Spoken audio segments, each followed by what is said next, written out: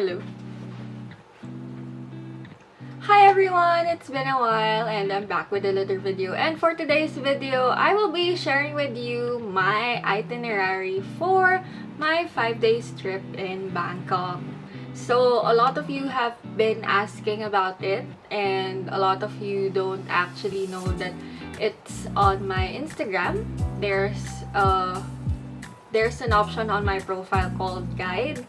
And nandun yung sunod-sunod na pinuntahan namin, yung day by day. The reason why I'm doing this is because, yes, meron na akong post ng mga napuntahan ko nung nag-BKK or Bangkok. But the thing is, hindi kasi yun yung sunod-sunod. That's more of like a compiled part na kung ano yung pwedeng puntahan mong temples, kung ano yung pwede mong puntahan when it comes to food trip. Pero this time, I'm going to share with you yung sunod-sunod talaga. Which means yung day 1, yung day 2, and also I will be sharing with you the expenses na inabot ko for my trip. So, for day 1, dumating kasi ko sa Bangkok ng Sunday morning. And ang ginawa ko, since I have to wait for my best friend, naglibot muna ako somewhere na malapit na dun sa hotel namin, which is in Pratunam. So, naglakad ako sa Pratunam, bit-bit ko yung maleta ko. And mind you, Pratunam is both day and night market. And you can actually go there any time of the day. Pwede kayong magpunta ng hapon. And mind you, wag lang kayo pupunta ng around 3 or 4 p.m. to 6 p.m. kasi yun yung parang lull time nila or yun yung sarado yung mga tindahan. Wala ka talaga maabutan doon kasi yun yung pahinga nila, siesta nila to prepare para sa night market naman. And then, after nun, dumiretso na ako sa hotel kasi pagod na ang lola mo. I haven't slept since Saturday night kasi Saturday night pa lang nasa airport na ako. And then, syempre, yung flight pa. And then, after nun, inantay ko na yung best friend ko. When my best friend arrived na sa hotel, nagpahinga muna kami. And then, that's the time na nag-Chatuchak Market na kami. And, if you're asking me saan kami nagstay, we stayed sa tapat talaga ng Victory Monument. So, yung Victory Monument, hindi ko alam if pwede ka bang tumawid para talaga makapagpa-picture ka dun sa, if you have been in Quezon City Memorial Circle, that's almost the same. And hindi ko alam if doon pwede ka kasing tumawid. And nakakatakot din tumawid kasi sobrang lawak talaga nung tatawirin mo. At the same time, sobrang bibilis nung mga sasakyan. So, parang ikaw matatakot ka if mabubuhay ka. If you're gonna survive going to the end. Nagpicture na lang kami since nasa tapat lang yan and malapit lang kami sa BTS or yung train station nila. And then, we went to Chatuchak Market. Doon kami nag-food trip. Ngayon yata, meron na kasing Chatuchak. Open na siya kahit weekdays. Hindi ko lang sure if it's still the same. Pero, nung time kasi na nagpunta kami, medyo alanganin kami if open ba siya ng weekdays or hindi. Kasi usually talaga, weekends lang siya bukas. That's why it's called Chatuchak Weekend Market. And doon, madami ka talagang mabibili from clothes, bags, gusto mo ng mga pagkain. Meron din doon. Iba't iba yung mga pagkain nila na nandun. So, madami ka talagang pagpipilian. Kung gusto mo na pika-pika lang, gusto mo na, alam mo yun, matry mo lahat yung food na nandun. Pwedeng-pwede kasi meron silang tingi-tingi, kumbaga sa atin street food. And hindi ka talaga manghihinayang kasi sobrang sulit din naman yung ibabayad mo. And then, after nun, nagpunta na kami sa Davin Cafe. So, Davin Cafe, sumikat siya nung nag-open siya kasi medyo more on the Greek mythology side yung design niya. And yun talaga yung dinayo namin doon ng best friend ko. Siya yung nag-suggest noon na she wants to go there. Kaya sinama namin sa itinerary. Medyo hindi lang namin natripan doon. Yung amount ng food, if you've seen the vlog na nandun kami sa Davin Cafe, very small lang yung literal na parang appetizer, gano'n. So, kung balak nyo tumambay doon ng matagal, I won't say na it's worth it kasi medyo costly din siya. Pero if you're looking for, alam mo yun, chill na ambience, tapos gusto mo lang uminom, pwede naman doon kasi yung drinks nila, yun, for me, worth it yung drinks nila. Pero yung food, I won't say na oo kasi nga, bukod sa mahal, maliit yung serving nila kasi more on the fancy side yung style nila. Okay, now let's go to day 2. Tong day 2 naman, more of like mga temples yung pinuntahan namin. Mind you, yung mga itinerary namin or yung ginawa kong itinerary is actually magkakalapit sa isa't isa. So, it's either accessible through BTS or kung ayaw mo naman, then pwede ka mag-grab. Then, may iba naman na walking distance lang. So, kung masipag ka maglakad or in the mood for walking ka, which for us, medyo ginawa namin all of the above ng sinabi ko. Pwede mo siyang gawin. And the reason why I'm telling this to you is because I don't recommend na palagi kang mag-grab or palagi kang mag-bus. It's also good na maglakad ka around the city. Kasi dun mo mas malalaman na, uy, meron palang ganito dito. Uy, meron palang gantong shop or meron palang ganitong attraction sa street na to or sa place na to. Kasi syempre, kung Grab, yung binibigay nila is yung best route para hindi ka ma-traffic. Kung BTS naman or yung train nila, syempre, meron lang siyang specific station tapos that's it. Kung ano yung dinaanan mo, dun ka din dadaan pabalik. And yun at yun lang yung makikita mo most of the time. So, day 2, nagpunta kami sa Wat Bencham Mabopit.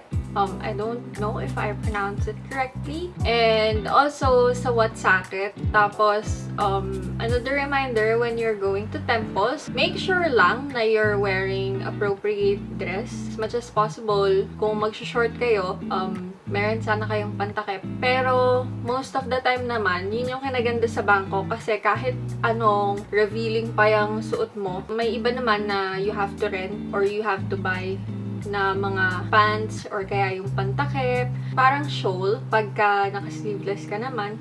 After nun, kumain kami sa may gilid ng Wat Saket. Isa pang reminder is if pupunta kayo ng Wat Saket, as much as possible, kumain na sana kayo. Kasi medyo matagal na ikutan, ganyan. Baka abutin kayo ng gutom doon. And after nun, nilakad lang namin papuntang Giant Swing and Democracy Monument. Kasi isang kanto lang literal yung pagitan nila. And then sa Giant Swing naman, it's literally just a swing. Magpipicture ka lang doon. Pinakamaganda is taunan mo yung sunset, which we weren't able to do kasi hulas na kami at the same time. Pagod na kami maglakad and we want to go back to our hotel para sana makapag-freshen up. And then after nun, nagpunta na kami sa Khao San Road and John's Fair. So sa Khao San Road, naglibot lang talaga kami doon kasi we're not in the mood for a drink. Pero kung gusto mong uminom, gusto mong mag-try ng, you know, pwedeng-pwede ka doon. And then John's Fairs is more of like a food market.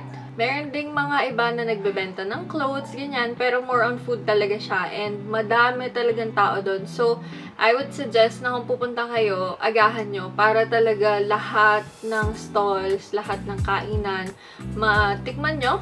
At the same time, malibot nyo talaga yung buong area. Day 3! So, day 3, konti lang yung pinuntahan namin kasi late na kami nagising. Kasi nung day 2, hanggang almost madaling araw kami nasa labas.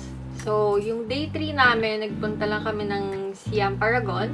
So, Siam Paragon is one of their malls. Tabi-tabi actually yung mga mall doon. Nagpunta lang kami ng Museum Siam. So, sa Museum Siam naman, if you're a history geek or, you know, gusto mo lang talagang malaman what happened to them, what's their history. Kasi syempre may mga part ng history nila na hindi nasasabi sa classes natin. Lastly, nagpunta din kami sa Kayasari, Thai massage. So, yun, malapit lang din yun sa hotel namin. And dun kami nagpa-Thai massage. Overall, maganda naman kasi yun nga, yung pagod ng katawan namin. And also, before pa kasi magpunta dun, sobrang dami na talagang sakit-sakit sa katawan ko kasi nagpunta pa ako nung kay Apo. And then, syempre, yung flight, ganyan. Tapos yung stress sa work. So, it was still worth it.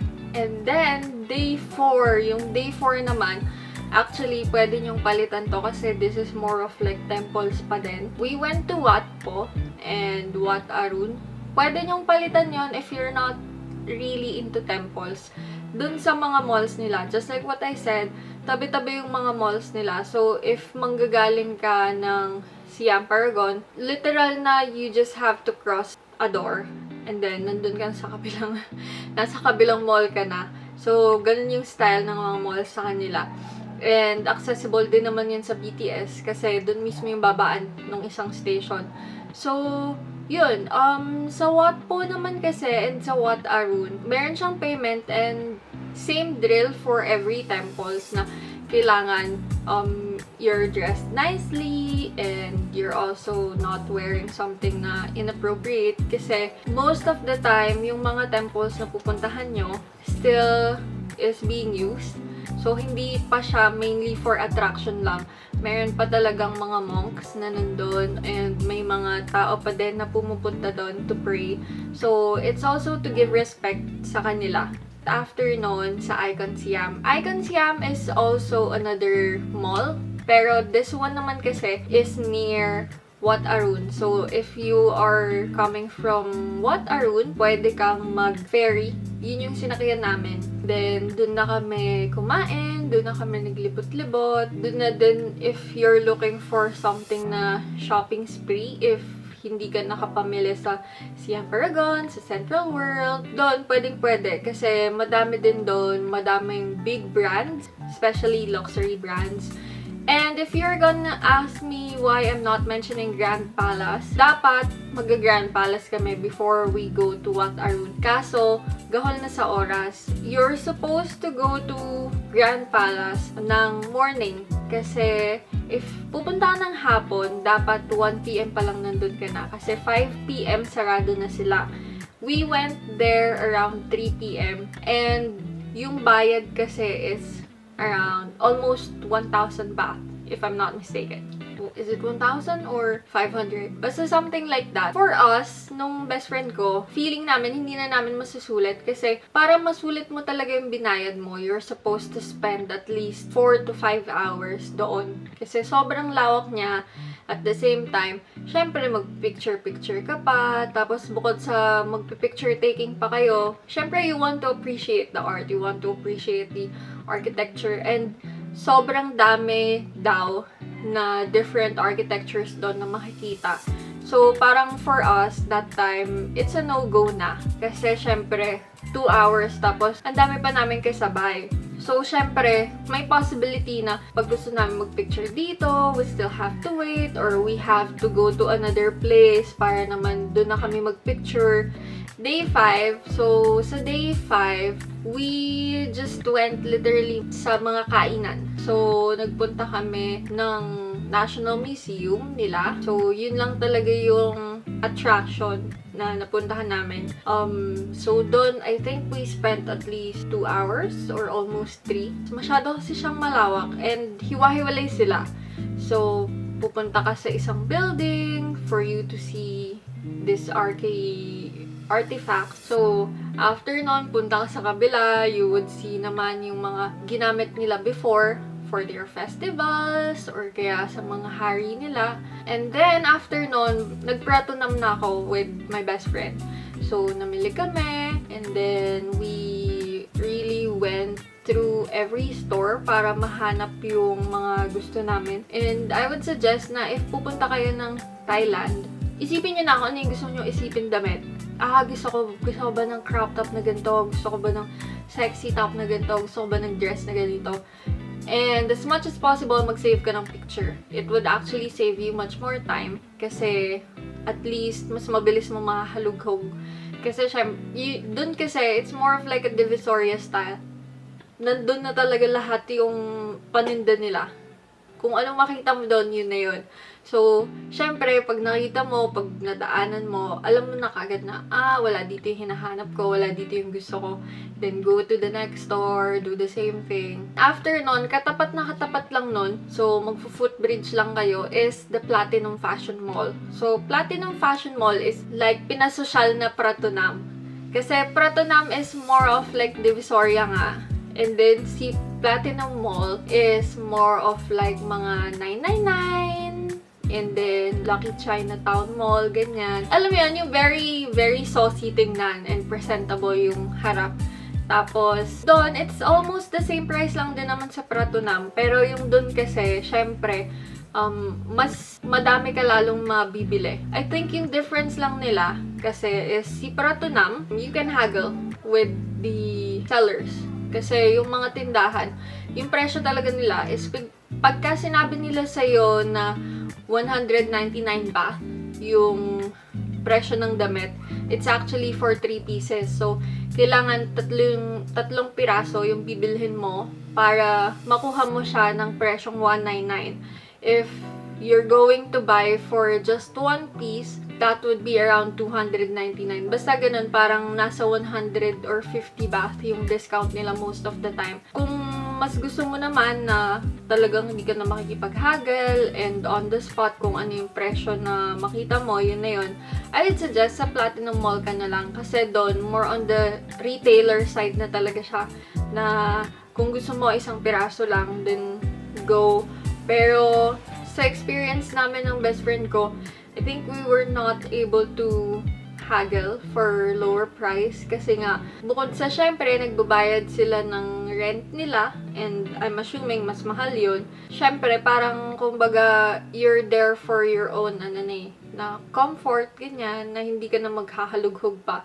Unlike sa Pratunam, kasi sa Platinum Mall, per floor na siya. So, if you're looking for dresses and dresses, mga pambabae, ganyan, meron silang specific floor. Tapos, kung for plus size, meron din silang specific floor for that. And meron din silang information wherein you can ask for the list of the stores. And then, you can just ask the information na saan ba yung store na ganito. And then, they would check out sa boxes kung alin dun yung store na yun. And then, hanapin mo lang yung store number nila. We went to the Boat Noodle Alley after namin mag-freshen up. Yun naman, katabing-katabi lang siya ng hotel namin. Which is very fortunate for us kasi if you're in Bangkok, it's a must-try. A lot of times, people say na you didn't go to Thailand if hindi ka nag-pad thai, if hindi ka nag-pad krapao. Pero for me, I would say na hindi ka nag-Thailand if you haven't tasted boat noodle. And yung Boat Noodle Alley na yun, medyo sikat siya. Talagang dinadayo siya. And sa umpisa, tingin mo parang, ano ba to? Parang, is this legit? Ganyan. Kasi, nasa iskinita lang siya, sa may ilog. Tapos, super mura. And at the same time, lalabas ka doon na talagang busog ka. We ended the day sa Tichuca rooftop bar. So, we just went there to try it. Hindi lang ganun ka-okay yung experience namin doon kasi medyo magulo pa. Siguro kasi, nung time na nagpunta kami, bagong open pa lang sila. So, sobrang dinadayo pa sila.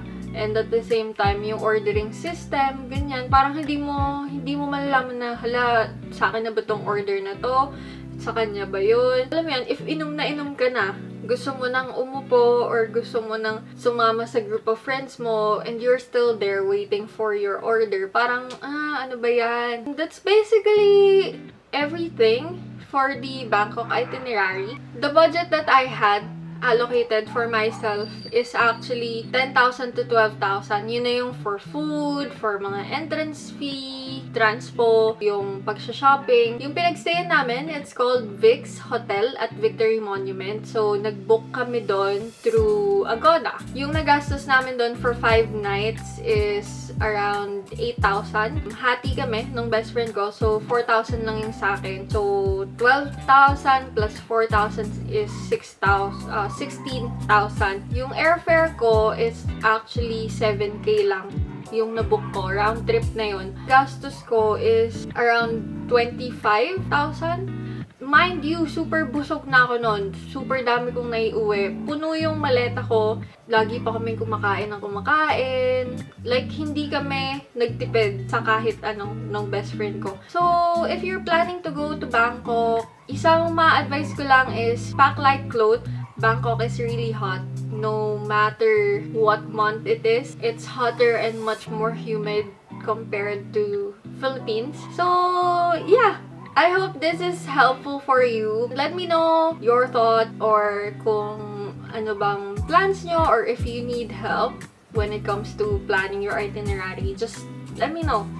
And I will see you on my next vlog. Bye!